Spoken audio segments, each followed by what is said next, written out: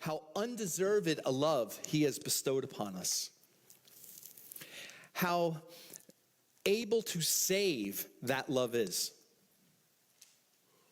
I've challenged your theology. You know, I've said it twice. I'm going to say it now again because I think we really need to hear it, is, you know, you can tell the lost how much God loves them without telling them that that love is the cross, right? But you could just come up to them and tell them how much that he loves them and never really talk much about sin and righteousness and judgment and condemnation. You know, you don't convince them of their illness. You convince them of his love, so that they leave you thinking that there's really not much they need to do. Yeah, you said something about giving your life to Jesus, but I don't really need that because he loves me, right? And then the great white throne judgment comes, and God had already told you that you can go to the right of the throne because you can go with the sheep that are saved. And then he calls up this person or persons. You might have done this many times in your life. And sends them to hell. He says, you I don't know.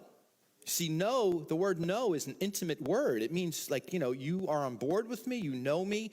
Our interests are mutual in redemption. And he says, off to hell, for I never knew you. And that person turns around and looks at you and he goes, you told me he loved me, as they're dragging him away.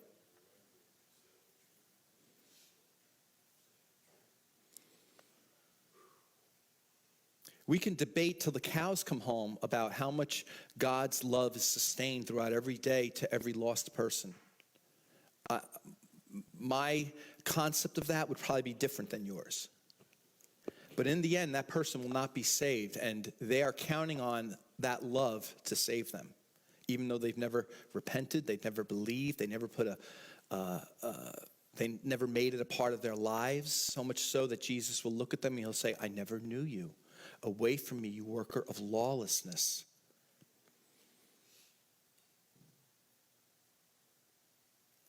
But the love that he has given us, the love that he has shed abroad for us, and when I say us, I'm not just talking about you. I'm talking about those who have been saved, those who are saved, and there's still a future of people who will be saved until the Lord returns. They're the ones that standing before the throne of God, and you're like, you know, every one of us will have our mouths stopped at the throne of God. I promise you. We're going to be like, and he looks at you and he goes, you can go over to the right. Now that's love, isn't it? Because you will know you don't deserve it. You will know that you're more unworthy than any of the multitude of people that will be sent to the left of his throne. And you will know for real, for sure, with a depth and a certainty that you probably never understood in this life, his sovereign call to save you, despite yourself. That is love.